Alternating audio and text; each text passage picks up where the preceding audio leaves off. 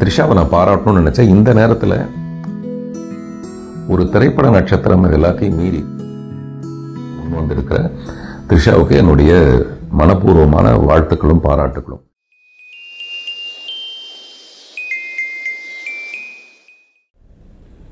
Rolling both the cameras.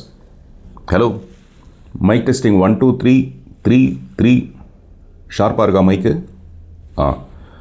என்னதான் நம்ம ஷார்ப்பாக புத்தி கூர்மையாக மைக்கில் பேசினா கூட மைக்கில் பேசிட்டதுனால அது புத்திசாலித்தனம் ஆகிடாதுங்கிற ஒரு பழி மேலே இருக்குது. அதனால் நான் ஒருவேளை முட்டாள்தனமாக பேசினா கூட அதை புத்திசாலித்தனமாக டிரான்ஸ்லேட் பண்ணி கொடுக்க வேண்டியது உன்னுடைய பொறுப்பு. Okay, deal. ஹாய் ஃப்ரெண்ட்ஸ், நல்லா இருக்கீங்களா? தவறு என்பது தவறி செய்வது, தப்பு என்பது தெரிந்து செய்வது. தவறு செய்தவன் திருந்த பார்க்கணும், தப்பு செய்தவன் வருந்தி ஆகணும். அதே மாதிரி தான் நான் வருத்தம் தெரிவிக்கிறேன்னு சொல்கிறது ஒரு விதம், மன்னிப்பு கேட்குறேங்கிறது இன்னொரு விஷயம். ஒரு நிகழ்ச்சியில் ஒரு தவறு நடந்துட்டதாக நான் உணர்கிறேன். உண்மையிலே அது தவறி தான் நடந்தது. நான் மேடையில் மிஸ்டர் விஜயை பற்றியோ அஜித்தை பற்றியோ பேசிகிட்டே இருக்கும்போது திடீர்னு வேறு ஒரு ஃபோட்டோ வந்தது. அந்த ஃபோட்டோவை பார்த்த உடனே நான் என்ன பேசுகிறதுன்னு எனக்கு தெரியல. உண்மையிலே கொஞ்சம் திகைச்சு போயிட்டேன். அதான் உண்மை. குற்றம் சுமத்துற மாதிரி அவங்களுடைய ஃபோட்டோவை போட்டு நான் பேசணுன்னு ஆசைப்பட்டேங்கிறது 100% பொய். அப்படி நான் யாருக்கிட்டேயும் அடிமை இல்லை, யாருக்கிட்டேயும் காசு வாங்கிக்கிட்டு அப்படி ஒரு நிகழ்ச்சிக்கு போகவும் இல்லை, இப்போ இல்லை, என்னுடைய மரணம் வரைக்கும் நான் அதை செய்ய போகிறது இல்லை. காசு வாங்கிட்டு எந்த கட்சியிலும் போய் சேர போகிறது இல்லை. காசுக்காக நான் எந்த தவறையும் செய்ய போகிறது இல்லை.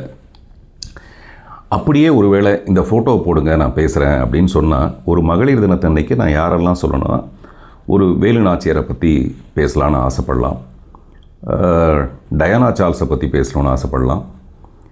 நான் எப்போவுமே பேசுகிற மதர் தெரசா அவர்களை பற்றி நான் மறுபடியும் ஒரு தடவை பேசுகிறேன்னு ஆசைப்படலாமே தவிர, இப்படி நான் ஆசைப்பட்டேன்னு சொல்கிறது சரியில்லை.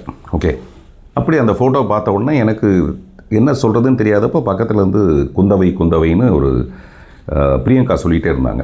ஏன்னா அது பொன்னியின் செல்வனில் அந்த கேரக்டராக இருந்ததுனால எனக்கு டக்குன்னு அது ஒரு வார்த்தை ஜாலமாக என்ன தோணுச்சு அப்படிங்கிறத மீறி, அந்த நான் நிகழ்ச்சிக்கு வந்திருக்கும்போது கலைவாணர் நகரத்தில் இன்னும் ஒரு 1/2 மணி நேரம் அவங்க இங்கே உட்காருங்கன்னு சொல்லும்போது நான் உட்காந்து மொபைலில் நோண்டிகிட்டு இருந்தேன்.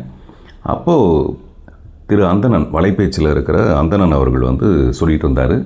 இதே நிகழ்ச்சியை பற்றி சொல்லிகிட்டு இருந்தார். இப்போ விஜய் எவ்வளோ உயரத்துக்கு போயிருக்காரு, அடுத்து அவர் தாங்கிற அளவுக்கான ஒரு பெரிய உயரத்தை அடைய போகும்போது இந்த பெண்மணி என்ன பண்ணியிருக்கணும்? இந்த பெண்மணிக்கு 40 வயசு ஆகிடுச்சு, 40 வயசுக்கு மேலே ஆகிடுச்சு. அவங்களாவது என்ன பண்ணியிருக்கணும்? நான் வரலப்பா, நீ போயிட்டு வா, அதனால ஒரு இமேஜே கெட்டு போய்டும்ல சொல்லியிருக்கணும். அவங்க வீட்டிலே இருந்துட்டு அவர் அனுப்பி வச்சுருந்தா நல்லா இருக்குமே. இந்த மாதிரி நிறைய பேர் பேசுகிறாங்க. அதில் ஒரு பத்திரிக்கையாளர் கூட என் கூட பேசும்போது என்ன சொன்னார்னா, மேட்சிங் புடவையே வாங்கி கொடுத்தா கூட அந்த புடவையை கட்டிட்டு நான் வீட்டில் இருக்கிறேன், நீங்கள் போயிட்டு வாங்கன்னு இல்லை சொல்லியிருக்கணும். இப்படி நிறைய செய்திகள் வந்துக்கிட்டே இருந்தது.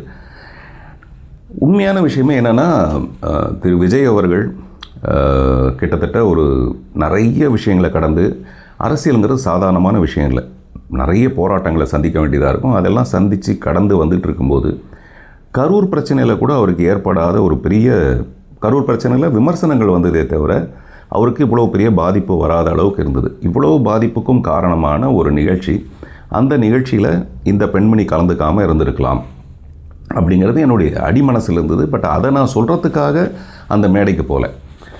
அந்த மேடைக்கு நான் எதுக்காக போனேன், அங்கே யாரெல்லாம் பேச இருந்தேன், ஏன்னா அது என்கிட்ட ப்ரீ பிளான்டு விஷயம், என் கையில் கொடுக்கப்பட்டது. அதை பற்றி நான் அடுத்த விஷயத்தில் சொல்கிறேன். அதனால் எனக்கு இவங்களுடைய ஃபோட்டோவை போட்டு பேசணுங்கிற அளவுக்கு ஒரு பெரிய லட்சியம்லாம் எனக்கு கிடையாது. குந்தவைன்னு இவங்க வீட்டிலே குந்த வச்சுருக்கலாம், வெளியில் வந்ததுனால பாருங்கள் எவ்வளோ பெரிய பிரச்சனை ஆகிடுச்சுங்கிறது ஒரு பெரிய ஆதங்கம், உண்மையிலே பெரிய ஆதங்கம், அவ்வளோதான். அதனால தான் நண்பர் சமுத்திரகனி கூட அவர் பேசும்போது, நீ யாருக்கிட்ட உன்னோட ஈகோவை காட்டுற, எதுக்காக இவ்வளோ பெரிய ஈகோ, யாரை மிரட்ட பார்க்குற நீ, எதுக்காக அப்படின்னா ஒரு பேசுனது அவரும் காசு வாங்கிட்டு பேசலை, அவரும் ஒரு ஆதங்கத்தில், ஒரு அன்பின் மிகுதியில் தான் அவரை அறியாமல் பேசுகிற ஒரு விஷயமும். இதெல்லாம் நான் பார்த்துட்டு இருந்தது. அன்றைக்கி நான் போய் பேசிட்டு இறங்கி வந்ததுக்கப்புறம் நண்பர் பாண்டே அவர்கள் சொன்னார், அந்த குந்தவை விஷயத்தை மட்டும் நீங்கள் தவிர்த்துருக்கலான்ட்டு. நான் ஏன் சார் அப்படின்னு கேட்டேன். நீங்கள் பாருங்கள், நாளைக்கு பாருங்கள் அப்படின்னாரு. நான் உடனே இது எதுக்கு, நான் எப்போவுமே இந்த பிரச்சனைகளை விரும்பாதவன். அது எந்த பிரச்சனையாக இருந்தாலும் அதுக்கு உடனே ஒரு தீர்வு வந்துடணுன்ட்டு உடனே கலாட்டாவில் இருக்க அவங்க அருணா மேடமுக்கு ஃபோன் பண்ணி அவங்களுக்கு மெசேஜ் அனுப்பினேன்.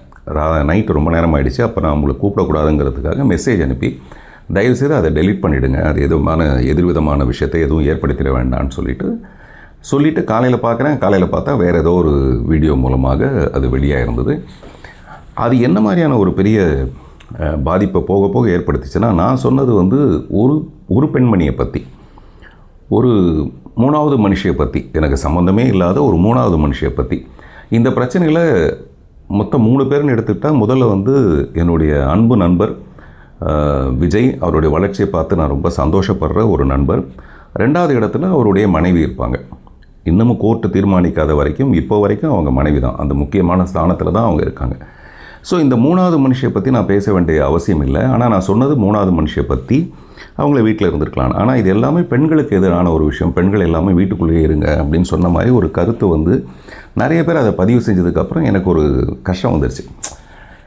அவர் பாண்டே சொன்ன மாதிரி இதை நம்ம தவிர்த்திருக்கலாம், தவறு நடந்துருச்சுன்றதுக்காக நான் உடனடியாக அதை வந்து ஒரு பேடில் எழுதி, இந்த எழுதுகிற பழக்கம் என்னென்னா, நம்ம பேசும்போது, இப்போ நான் பேசும்போது தவறி போய் ஏதாவது வார்த்தைகள் வந்துடலாம், அது வரக்கூடாதுங்கிறதுக்காக ப்ராப்பராக எழுதி அதை ரெக்கார்ட் பண்ணி வச்சுக்கிட்டு, ஒரு கோழி சேவலை வச்சுட்டு அந்த ஹாப்பி உமன்ஸ் டேக்கு ஒரு ஏஐ மூலமாக ஒரு வீடியோ செய்கிறதுக்காக முற்பட்டு, மத்தியானமே இந்த ரெக்கார்டிங் எனக்கு முடிஞ்சு போச்சு, என்னுடைய வருத்தம் தெரிவிக்கிற ரெக்கார்டிங்.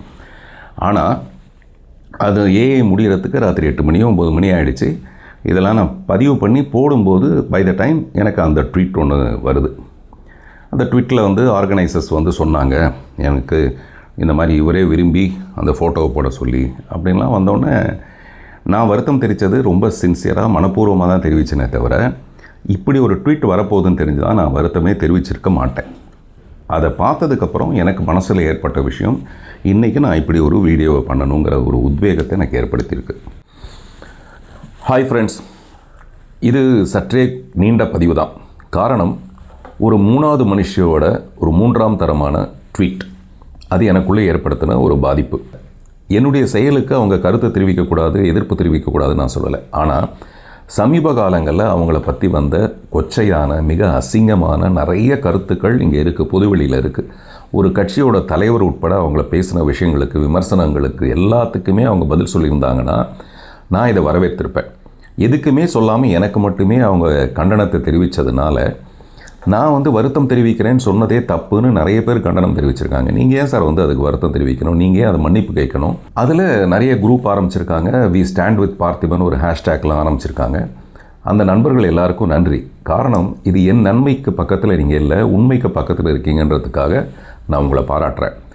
அதில் என்ன உண்மைனா,